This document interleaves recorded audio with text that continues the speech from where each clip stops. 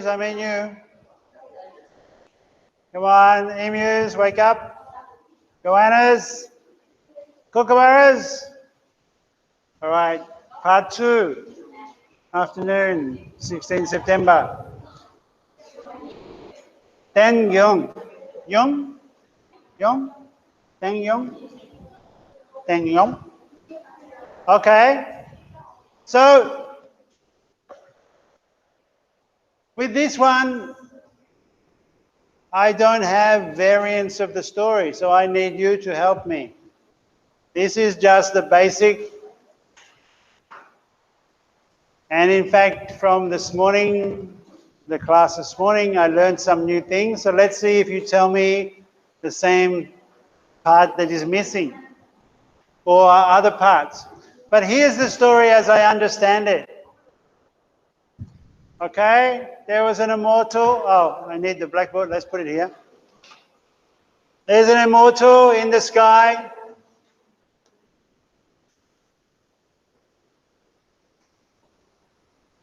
Okay? And it's about the desire for freedom.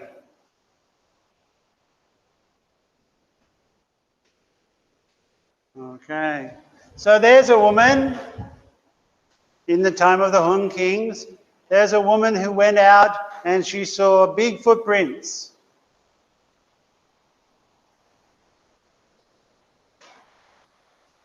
Okay? Great. And she got pregnant, because that's how you get pregnant. And she gave birth to a child named Yong.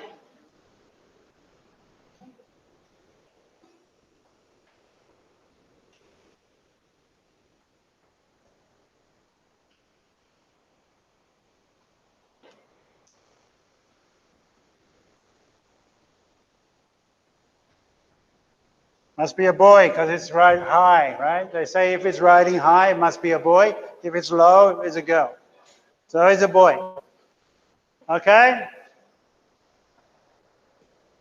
Here's her arm.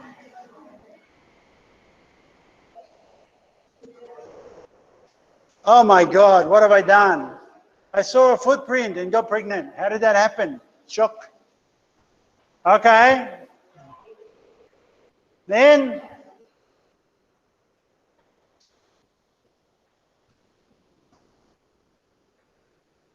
come on.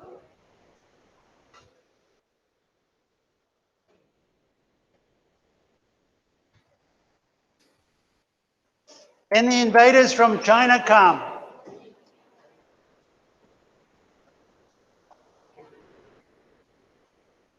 How do I represent China?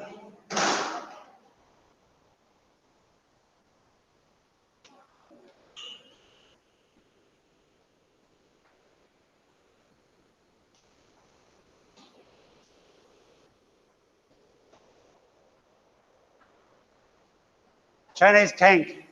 Invaders from China come, and the king needs heroes, and he comes through the village. The king. I know the Hun Kings didn't have hats like that, but that's what the king was in this story, so it's a king in this story. Comparative structure. The king needs heroes, and the king comes through the village.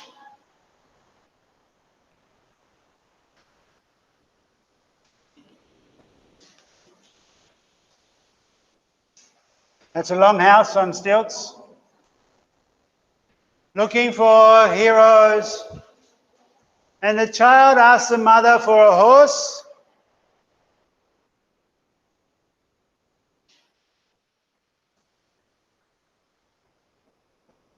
A saddle.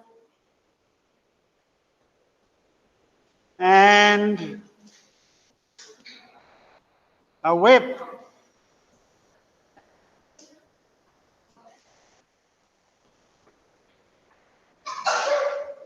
Okay, I don't know what a whip looks like, but let's say there's a whip. He will fight the enemy. So he's going to fight the Chinese.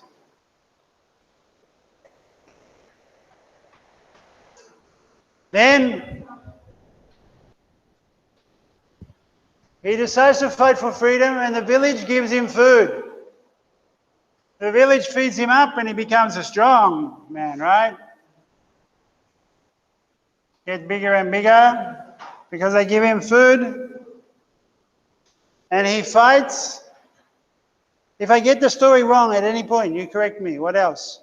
He fights.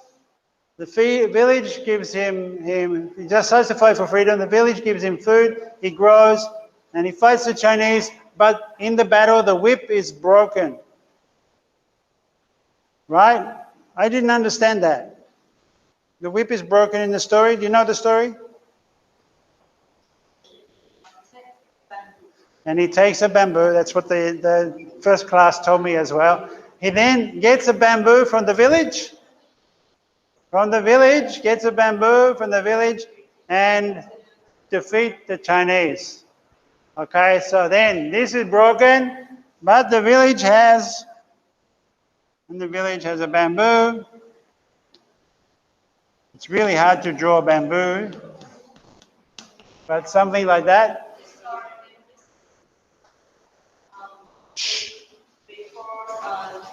Before the king, the hero, he can talk until many years when the king comes to the village and finds some hero to fight the Chinese. That time he can talk, told his mother and ask to mother still. The king talks to the mother.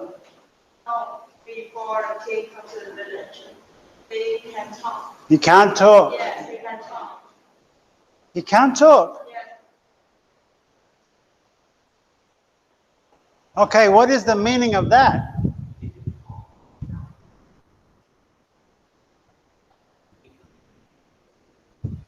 Okay. So does he need to talk to defeat the Chinese? He can talk that in order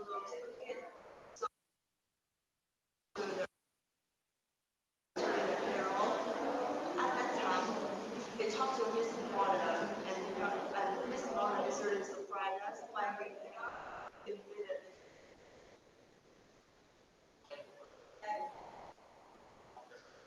Okay. Okay. So, because of the need of the king to fight the Chinese, the king comes and the village finally gets to talk to the member of the village who cannot speak before, talks to the king. Because the king needs something, then the village can provide, even though before he didn't even know that any voice was there in the village. That sounds right. Okay, that makes sense. Then the village gives the guy bamboo because the whip given by that he had before was not strong enough. You know the story, one bamboo or many bamboos together. You can snap one bamboo, but if you have many together, you can't break them. Okay.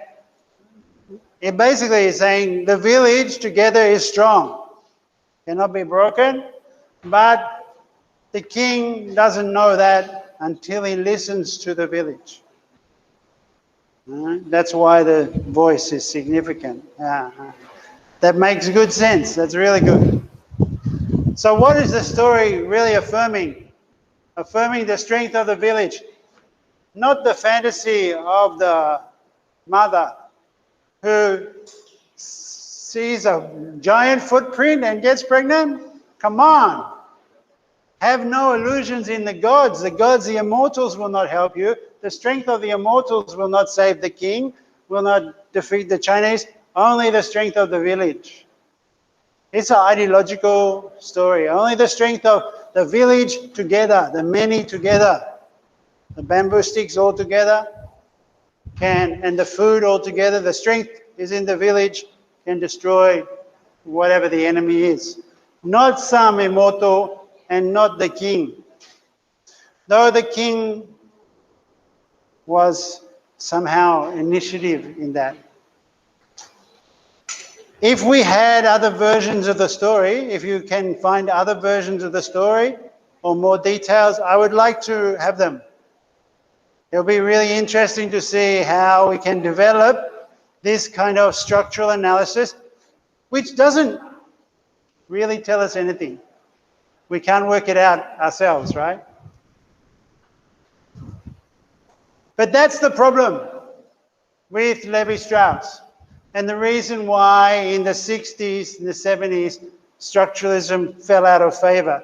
It showed you some really interesting ways to talk about myth, but in the end, it doesn't tell you much at all. It just tells you the myth again. It's another way of telling the story. But Lévi-Strauss spent all of his life doing this. And he wrote these huge books. His biographer is Maurice Godelier, a Marxist anthropologist who's really good. And he talks about how the mythological world is focused on a kind of imaginary time. The same for the dream time in Aboriginal Australia, when the kangaroos and humans were more closely together. They were part of the same society. That is dream time, and that's the time where kangaroos had created, like they jumped around, and there were lakes, for example, where their big footprint landed, became a lake. Or the trail of the goanna. Who was the goanna? You were the goannas. The trail of the goanna through the countryside made the rivers. Okay, and so on and so forth. Now, this is an imaginary time, and the rules of logic are not operative, are broken. You can have mirrors that can talk. You can have animals that are heroic, jaguars and so on, who like in the South American myths, they're all about getting like the origin of fire or the origin of the moon. Why is there a moon? Why is there a sun? Why is there fire? Why are there humans? Who was the first human? It's very interesting. But it's an imaginary world where all the plants and animals were together, and it's made the world what it is now today when we live separately from animals. Well, we think we live separately from animals and objects. We don't. You know, right now you've got thousands of animals inside your stomach keeping you alive. Not animals, bacteria. Living creatures are inside your stomach helping you break down your lunch. If you didn't have them, you wouldn't survive. We are in a symbiotic relationship with animals still, even in our modern world. And with things.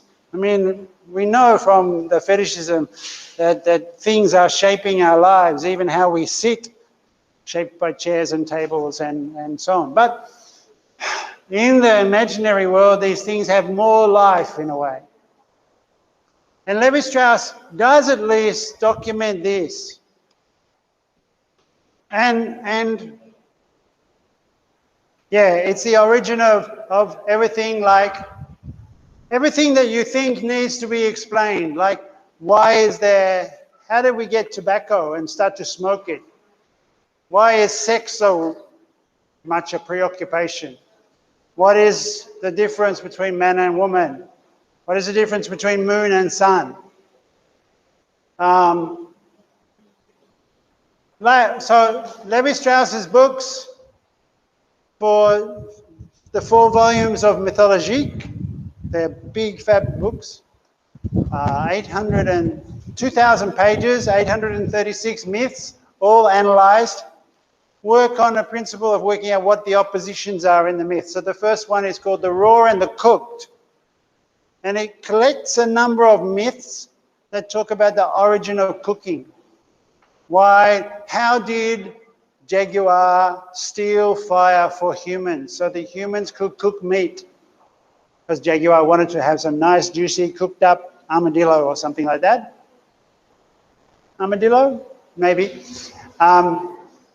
But in the second volume, From Honey to Ashes, there are some foods that are, see, the raw and the cooked was, you can have things be too raw, you shouldn't eat them, like uncooked fish or uncooked meat. It's not good for you, so you have to cook it. Or potatoes, you've got to cook them before they can be eaten, right?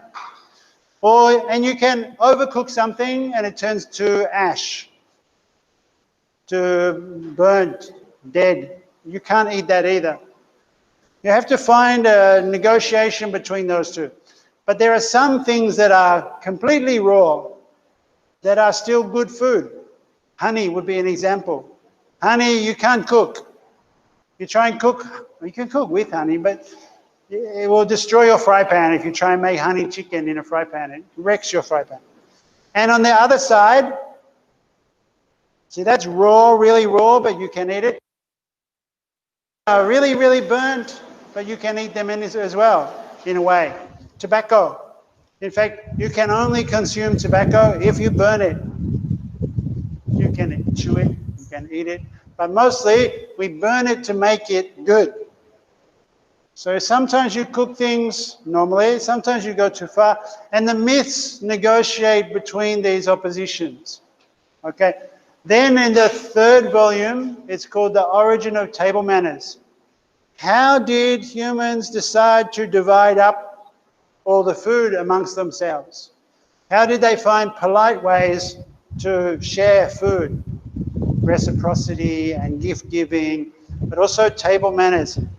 You give some to your auntie first, and your uncle, then mother, father, then eldest son, second son. A way of dividing up society in a hierarchy through cooking. And the final one, it's a long time since I read that one, it's called The Naked Man. How the naked human developed culture, clothing, housing, all the things that we have. Because we are naked, we have no weapons naturally. Like, you know, a cat has claws and teeth. A tiger has claws and teeth. A cat has claws and teeth too.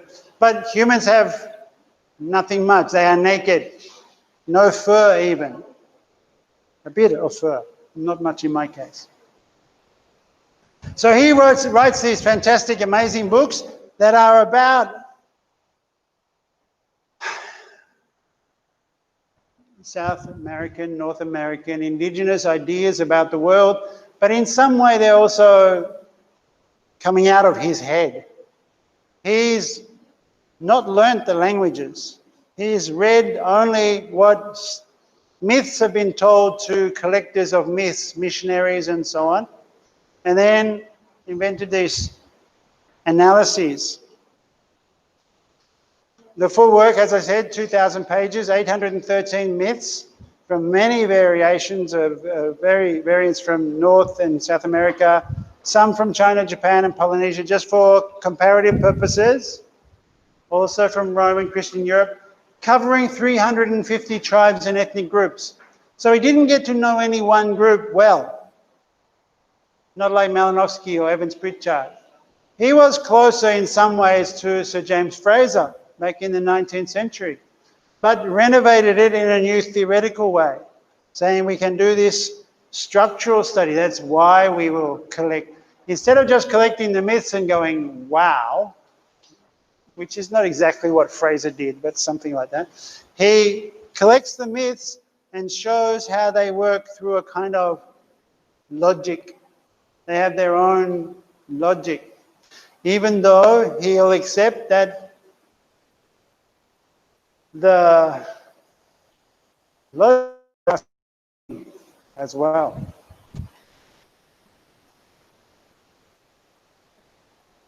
So there are lists of things that people do, skills people have, places they go, how they emerge, and there are maps. The whole work is a massive ethnography, an encyclopedia, if you like, of what he calls wild or savage pensée, savage thought. But all these animals and images and so on are all in this elevated world of imagination, which is his illustration of how indigenous logic works. Right? He's saying this is how the structure or the content of thinking operates among these people. And what's significant is it doesn't really need any individual people to do the thinking. It's almost like the myths think themselves because they change. So Godelier is really impressed. He thinks it's an amazing achievement and so on. But it's an amazing achievement from every point of view, but really tells us nothing. Because we don't really attend to what the Indians, Amerindians or indigenous people of the Americas, what they hear when they hear the myth. And this is the thing about structuralism, and especially post-structuralism afterwards. Post-structuralists said that the author is not the one who's best placed to tell you the meaning of the tale. What that leaves is then analysts to come and tell us what the significance of it is. Lévi-Strauss, for example. So even though the stories would seem to be magical for American Indians, Lévi-Strauss can penetrate them and see their logic. And in a way, that will tell us more about Lévi-Strauss than it will about the Amerindians, and he might even accept that. But even though Godelier says, well, no, he hasn't understood the sacred or the religious, Lévi-Strauss would frown at that. Lévi-Strauss says the myths should be seen as answering problems. They are solving problems in their structure. And in a way, it's not individual authors that are solving the problems, it's the myths by their structure. They take contradictions, the contradiction between sky god and king, and resolve them by showing us really that strength is in the village, not in the sky and not in the king. Rely on the village, not in the immortals or in the state. It solves a problem or resolves a contradiction. Is it God or is it state, the king? And does so in each case through a kind of necessity. It had to be like this because the story required the kid to find a way to talk, a way to get a horse, a way to still have a weapon after the whip was broken.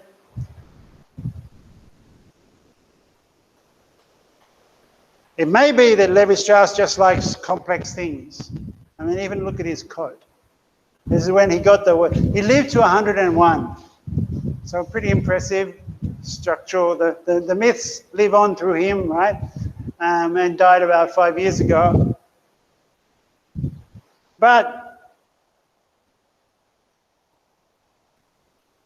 Godelier says, yeah, the analysis is fantastic, wonderful formulas and so on, but they don't make any sense. How did someone get pregnant by seeing a foot? How did someone get a baby by pricking their thumb? That's not how it happens. Right? You don't stick a needle into a thumb and get pregnant 6 months later. I mean, in the right ballpark, there's something there that is like that. I'm not going to say. You can imagine, right? Myths are thoughts expressed in different languages. So they are a translation of thoughts into a symbolic language.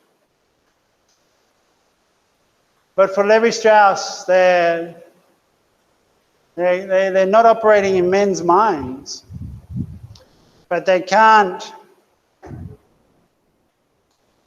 reflect upon themselves. Lévi-Strauss says they can. Lévi-Strauss says the myths in their changes are kind of commenting upon themselves. We need to still work that out. We need to think about that more. It's still very complicated.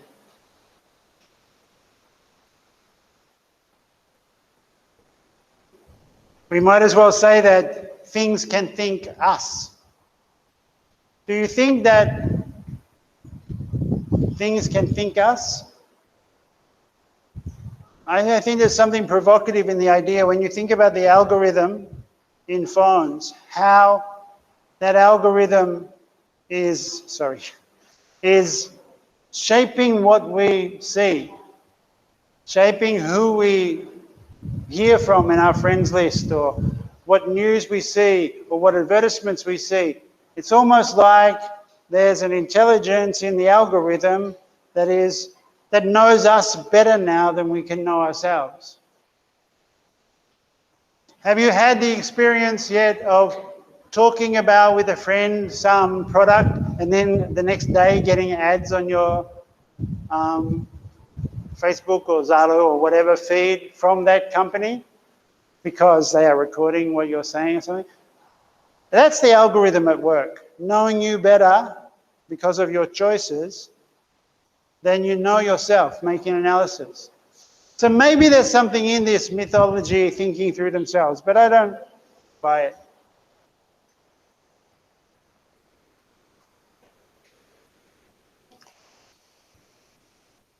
What Godelier says that's really missing in Lévi-Strauss is any analysis of the economic. The Amazon jungle that he travels through in Tropiques, in those days we didn't understand that that jungle was partly made by humans. They had responsibility for the environment in the same way the Australian environment is made by the kangaroo clan looking after the kangaroos. The goannas looking after goannas, emus after emus, kookaburras after kookaburras. Right? That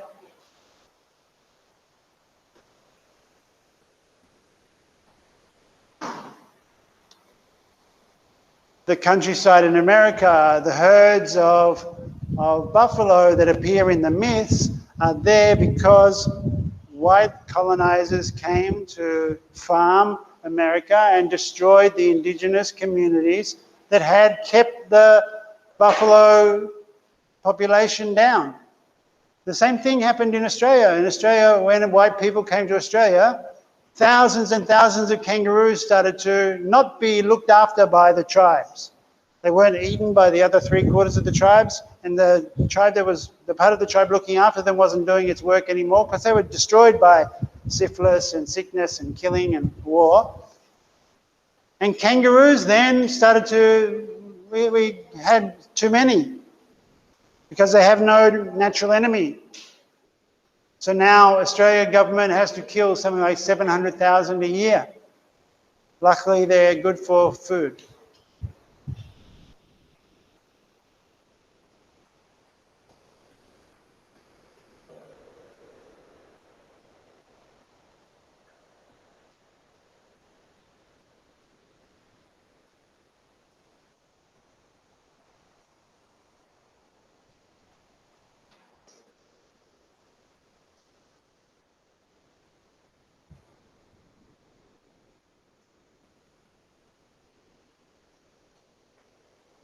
Okay, so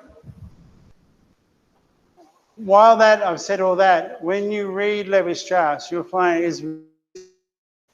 this is an actual quote from The Naked Man. For Lévi-Strauss, myths should be seen as constituting local and temporary answers to problems raised by feasible adjustments and insoluble contradictions that are endeavoring to legitimize or conceal. I have no idea what that means. Okay, they are constituting local and temporary, they are answers to problems raised by feasible adjustments and insoluble contradictions that they are endeavoring to legitimize and conceal. What? Myths are hiding something? He's saying they're hiding something? They have contradictions that can't be solved, but we can see them as answers to these contradictions. Okay, maybe if we think of the contradiction between sky god and king, that maybe is disguised, yeah? The content with which the myth endows itself is not anterior but posterior to this initial impulse. I have no idea what that means. Far from deriving from one content or another or other, the myth moves towards a particular content through the attraction of its specific gravity. Bollocks. Either that's a really bad translation or it just does not make any sense. Let's try and work it out. The content with which the myth endows itself is not anterior. So the story is not put on afterwards, not anterior, it's not before, it's not there before, but posterior, put on afterwards, to the initial impulse of hiding the truth. Okay, so all of the stuff about the village and the pregnant woman and so on is after the sky god versus king idea. Far from deriving from one content or other, the myth moves towards a particular content through the attraction of its specific gravity. What's its specific gravity? That means something serious. Gravity means seriousness. What's its specifically serious thing? Well, that depends on the analyst. When I look at your myth here, I can think, oh, this must be really serious. It's about the contradiction between sky god and earth god, earth king, the importance of village, or it's about where do babies come from. You don't get pregnant by seeing a footprint. I can choose what I think is serious, but is that really what is the serious contradiction? Anyway, and then the movement of this, the village is shown to be the supporter through the actions of the hero. No, it doesn't really help me much at all. In each individual case, it alienates in the process part of its apparent liberty, which looked at from another angle is no more than an aspect of its own necessity. Wow, mind twister. What could that be? What is necessary? Obviously, the necessity in the myth is that China will be defeated. It can't be defeated by the king, so the king has to lean on the village. The village, right. In each individual case, it alienates in the process part of its apparent liberty. Well, the king thought that he could come and just talk to the soldiers and they were the village, and the village would just ride off and defeat China. But he didn't. He had to give a whip. He had to, I don't know, no.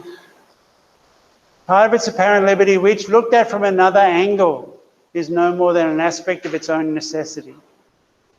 Well, for the story, it is absolutely necessary that the village win. We can't not have the village win, right?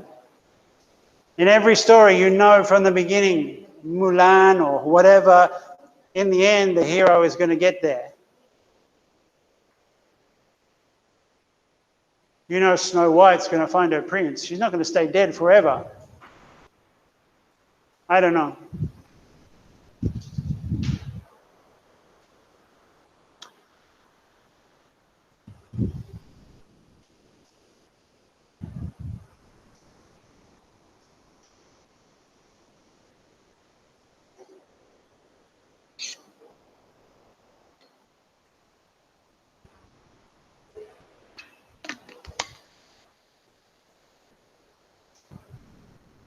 I think this is why, in the end, structuralism came to a halt. In the end, it seemed to be what Clifford Geertz said, an amazing signifying, an infernal culture machine signifying nothing. It shows us a very good way of repeating some storytelling, but in the end, ended up in word salad. I think it's a good brain exercise. And it's a great compendium, getting to know what's in the history, in the records of South America. But there are other ways to do that as well. What I'm trying to show you is one period, one style of anthropology.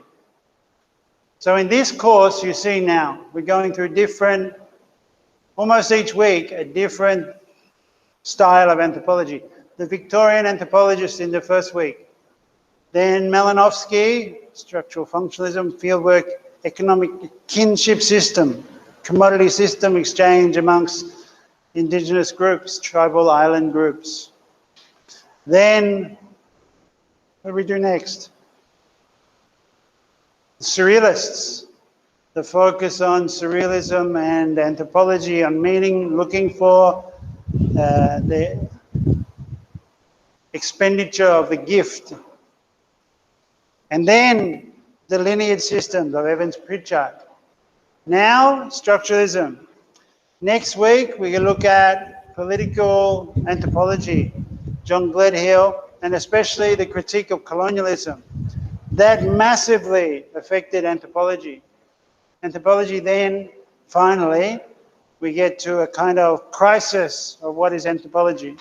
And it reinvents itself again in the next few weeks into a modern system. But what I want you to do for your assessment in this class is to pick one of these periods. In fact, pick one of these anthropologists. And I want to talk a bit about that right now. In fact, then I'm going to stop the video. I have to stop the video to talk about it. The PowerPoint, I mean.